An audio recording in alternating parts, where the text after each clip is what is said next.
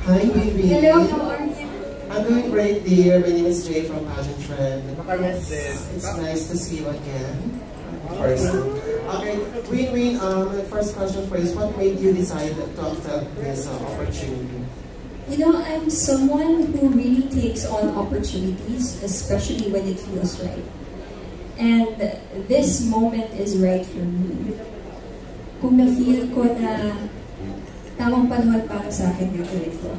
And thanks to Miss Anna, thanks to the Miss Universe Philippines organization, and of course, the Miss Universe organization for opening it to all women, including us mothers. Kaya, hindi na ako nagdalawang isip. Sabi ko, yes, gawin na natin to. Dahil, kailan pa ba ako magkakaroon ng ganitong classic opportunity ulit? Alright. When it comes to your walk, they said that a tornado walk. So for this Miss Universe Philippines, ano namang walk na tatawagin sa'yo? Siyempre, depende na yan sa fans. I feel like I leave it to them to decide what kind of, or what they want to call the walk, because tornado walk came from them. So I think they just have to wait and see what I'm going to do, and if I tell you, it won't be a surprise anymore. Thank you so much, dear, and congratulations in advance. Thank you. And I think we have a question from this table. Hello, Winwin. Hello. Welcome back. I miss you. Congratulations. Of course.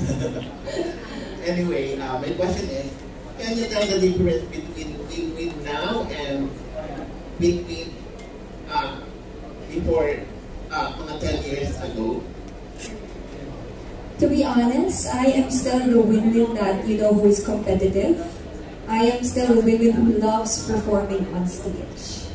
And if I tell you what's going to be the difference, syempre the secret will be out there. But here's one thing that I want to assure you. If you thought that you have seen the best of me, you have to wait and see.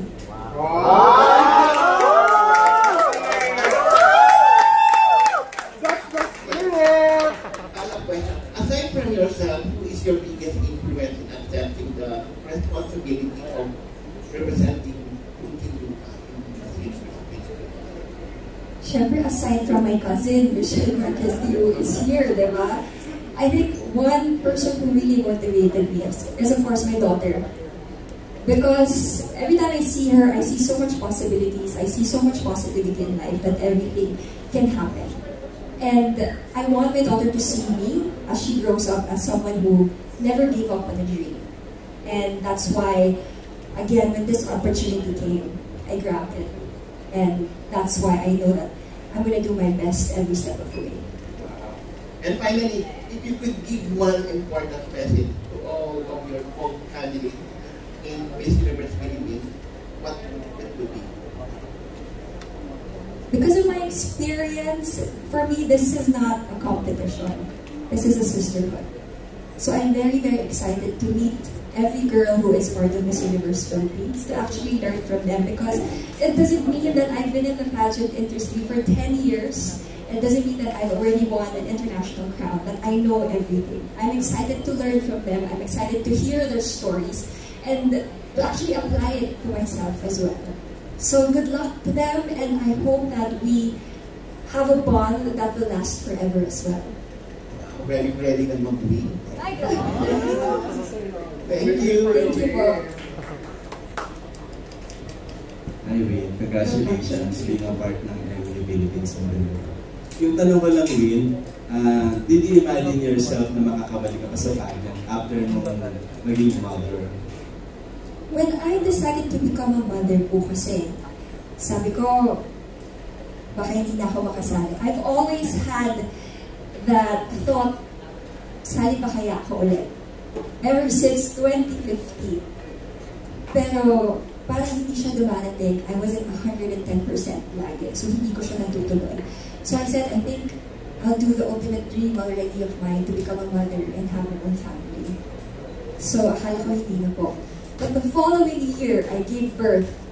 Miss Universe organization opened its doors to all women, to mothers like me as well. And I took it as a sign na baka, sabi ni Lord, gawin mo muna yung pinakagusto mong bagay para maging buo ka. Tapos nabibigyan kita ng door ng opportunity para magawa mo yung talagang gusto mo pang gawin. Kaya ito po ako ngayon, isang mommy, isang nanay, na nalaban sa Miss Universe Philippines. What preparation yung ginagawa mo ngayon para to win the crown as Miss Universe? I've been training for about 2-3 months. And I think tough is an understatement. It hasn't been easy. Dahil iba na po ang pageantry ngayon compared to before. So I educated with myself on how it is now, especially with social media, with everything that is different right now. Thanks again to my cousin who has been helping me. And to all the other queens who have joined Miss Universe Philippines has been helping me a lot. I've been training because I know that I want to give a performance that people will remember, and I'm ready to give that now. My last question is, speaking of your cousin, Shirley, tanong ko lang, sa dami ng advices na ibinigay niya sa'yo, ano yung tumatak at hindi mo malilimutan na pwede mong i-apply na para maging Miss Universe? Nako, siya kasi perfectionist yan Siguro ang tumatak talaga sa akin is, if you really wanna join, and if it's in your heart, do it. No matter the outcome is. Kasi pag nasa puso mo yung ginagawa mo, lalabas at mag-resonate sa ibang tao yun, and yun ang importante. You know, for me, it's not always about winning. It's also about trying. Because when you try, you will never have regrets in your life, and that is what's important. Thank you, Win. For the win. Thank you. Hi, Win. This is Tao. So nice to see you again. Hello. I'm so happy that you're finally back in the pageant industry. But Win, since you've joined 3 times on national stage, do you believe third time is a charm? Yes. I want to say yes, because I want to have a positive mindset. Because if I don't have that kind of mindset, it will affect me. So I want to believe that third try is a charm and a win-win situation for me. I believe in you, Win. Thank you. Wait na wait.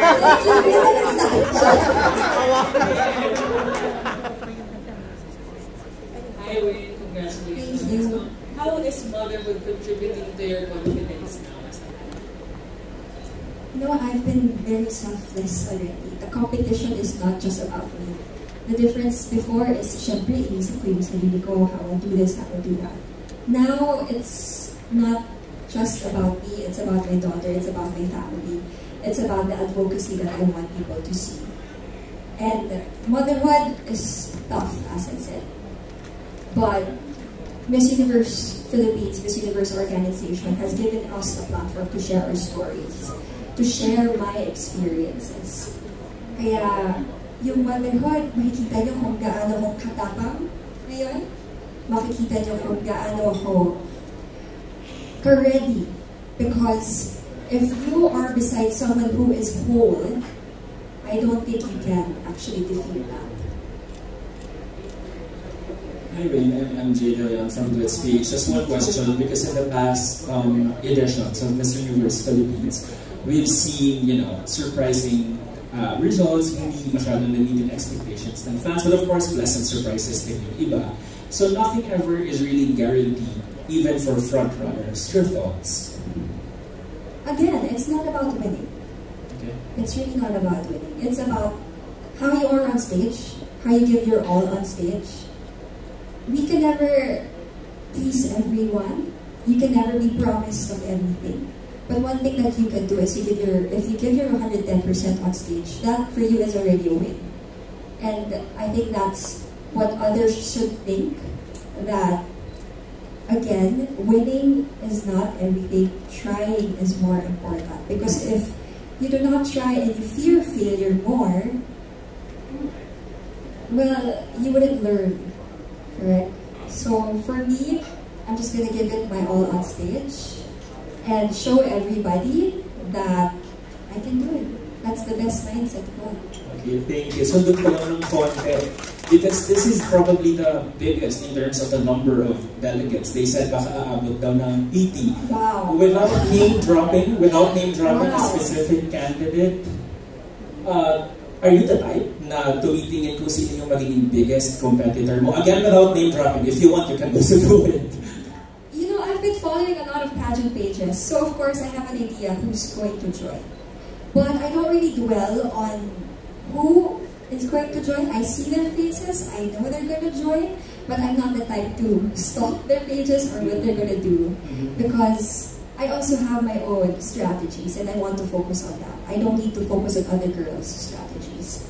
And alam nyo, pag ganyan kasi, if you want to know, I'm excited for every girl, but I'm actually excited to see first new girls because I haven't seen them perform. So, yun yung mga inaabangan ko, yung mga bagong candidates. Kasi hindi mo alam kung paano sila nakatapos. So, I'm excited to see them once I meet them. Kasi doon ko sila ma-observe. I wouldn't observe them now. I want to see them firsthand. We're excited. Congratulations and good luck. Hi there, I'm Christian from the Crown Yes, Philippines. So, how do you feel about the fans giving you the badge of the Latina Slayer icon? Of course! Grabe yung Latina Slayer. Alam niyo, hanggang ngayon, hindi ko pa rin siya. I don't know if I should be called the Latina Slayer, but thank you to all the fans who believe that I am. When I competed in a different pageant, for the first time that no other Filipina did pa, I just gave my all in. I just wanted to be Miss Philippines. I just wanted to give the best for my country. And I think nakita lang nila kung ano yung ginawa ko doon. And I'm very grateful for them. Kasi if wala sila, hindi din ako makakarating kung asan ako. Hello, Min. The Miss Universe organization announced the host country, which is the Thailand, for the 74th Miss Universe pageant. Kumusta yung naramdaman mo? Nagkaroon ba ng extra spark and excitement? Siyempre, it's an Asian country. It's very near to, here in the Philippines. Buong Pilipinas ata pwedeng pumunta doon pag may ilalaban tayo, correct? Hindi magpapatalo ang mga Pinoy. Spark in a way na sana, God willing, ako ang mag-represent ng Philippines. Let's see and wait for that. I hope. We're excited for you. Thank you so much. Thank you. Good luck. Hi, Will. Good afternoon, General South Carolina. Hi. I have one question. If you could never see your reflection, your own reflection again, how would you define beauty? This will sound cliche, but beauty is really subjective.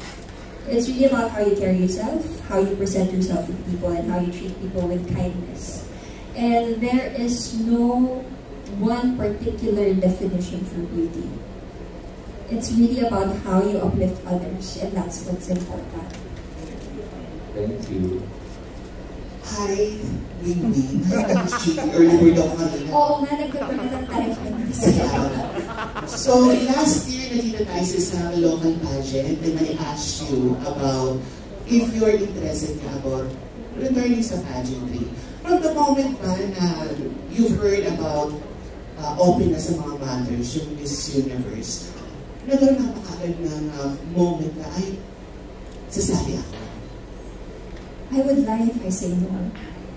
Siyempre, that spark in me felt, alive again, that there's an opportunity that mothers and all women are meant to be celebrated and to be seen. And sana pinag-pray ko, if this is meant for me, I hope there's an opportunity that will come. At dumating nga sa Miss Anna. So, Another question, I'm interested about this question. What's your favorite Miss Universe Philippines or Miss Universe? Hala. no, I would say Pia. Pia works back. she was my batchmate when she won Miss Universe and Miss Universe Philippines as well. I've seen her, she is very down to earth, she's very real. And she, for me, is the epitome of never give up on your dreams. And dun ako sobrang galing na galing sa kanya. But more than that, even after a decade, she is still doing what she's doing with her advocacy. She is still promoting it. She has been making a difference here. And that is one thing that you will say, that is a queen. Itutuloy niya kung ano, saan siya naniniwala at gusto niya ipaglaban. And that is a woman through. I really burning from ontology. Gusto niyo ba tumayo siya? Of course! Of course! Ang naman, ito, wait lang. Wait lang. Yan! Tama, nasa gitna. Nasa gitna. Okay. Wait lang. Sige, go. Go, kuya. Win-win. Why should you be the next Miss Universe Philippines? I've grown into someone who now embodies strength, compassion, and competence. And I bring my unique experience to inspire other people and to prove that dreams do not have an expiration date. I want my daughter to see me as someone who chased after her dreams and never gave up on her dream. Yes, this might be a risk for me, but it's scarier and to live with the question of what if. That is why I am here. I also want people to understand that it is never too late to take a chance on yourself. That I do not just represent the crown. I represent the limitless potential of every individual. Thank you. Oh!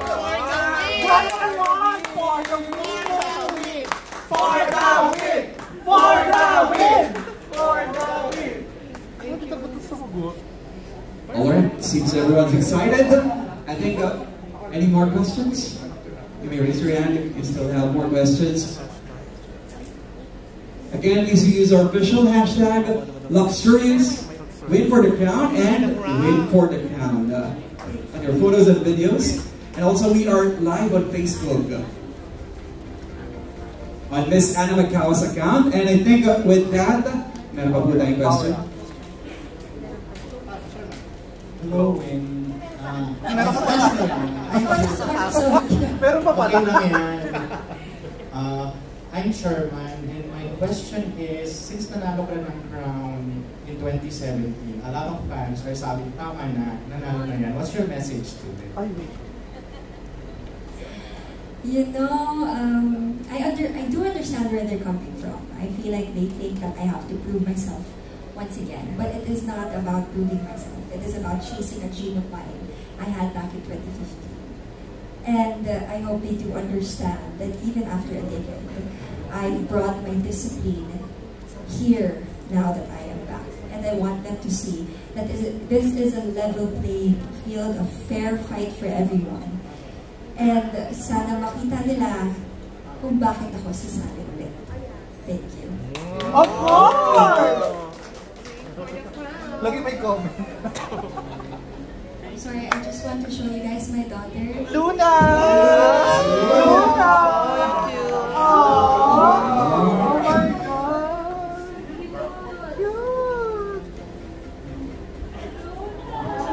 Luna is so beautiful. This is my inspiration. This is why I am here now on stage, because I want everyone to see that even if you're a mother or if you are a certain age, that dreams will never stop. And this is about inspiring the next generation, inspiring all women that we are meant to be seen and we are meant to be celebrated. Oh my God! For the win! For the win! For the Alright, so I think we're done with the question and answer.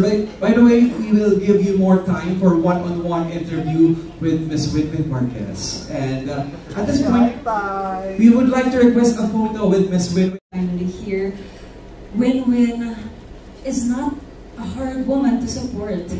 She has an amazing story. You have an amazing story. You have brought so much pride to the country, and you're just such an inspiration from the way you walk, the talk. And I know that you're going to take this whole journey by storm.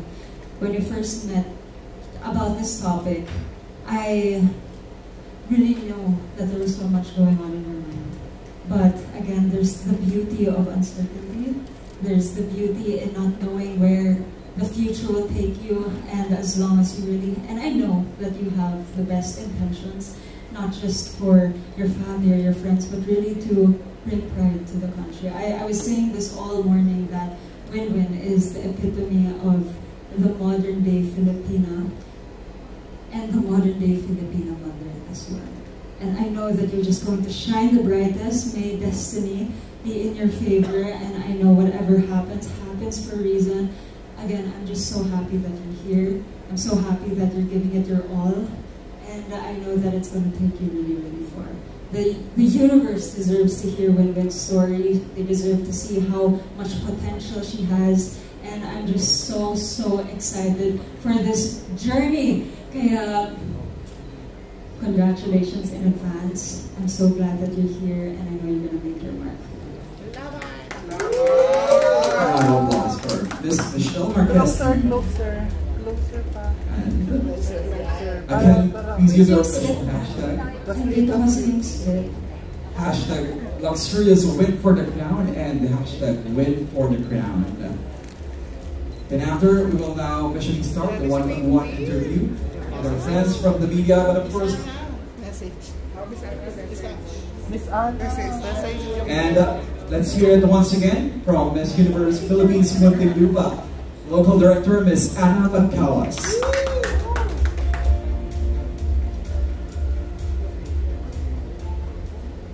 Well, syempre hindi ulit ako prepared. Pero ang sasabihin ko ay galing sa puso ko. Sabi nga ni Win, wala siya ngayon dito. If it's not for us. But, nung nasabi sa akin na the candidate is Win, nandun sa mind ko na, ay, may connection eh. Kasi, kung hindi niyo po alam, matagal na kami magkakilala, 7 years ago. She's my client in one of my businesses, the bag era pa. Sa panahon pa na nagbabags ako, nagda-live selling ako ng bags. Isa na si Winwin sa client ko before. Hinanap ko pa yung pictures namin kagabi, na-post ko siya last night, and sabi ko, na-touch siya. Sabi niya, hanap mo pa yung picture natin. Nakasave lang yun sa phone ko. And, ang galing lang kasi, di ba, parang nag-align ng stars and universe na magtagpo ulit tayo sa tamang panahon. And may purpose yun. So, yung purpose na yun is, of course, again, syempre, to inspire many. And, subukan natin abutin yung pangarap mo. Baka ito na yun. We love you. A round of applause for Ms. Anna Magcawas. And now let's have a photo up with our MUPH Muntinlupa Local Director. And now as we come to the end of this memorable event, again, we want to thank each one of you for your time, your support, and for sharing in this very special moment. And let us also acknowledge, of course, and recognize Miss Jessica De Mesa, the co-founder and CEO of Kindred, for her support to Miss Winwin Marquez. And now, the journey for our Miss Universe Philippines Muntinlupa has only just begun, and we look forward to what lies ahead. Once again, let's continue to support her as we move forward in our aspirations and dreams. And again, please do not forget to use our official hashtag, Luxurious Win for the Crown, and hashtag Win for the Crown.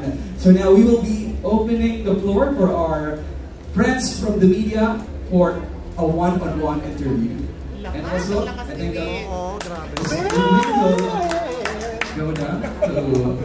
Thank you so much, guys, for watching.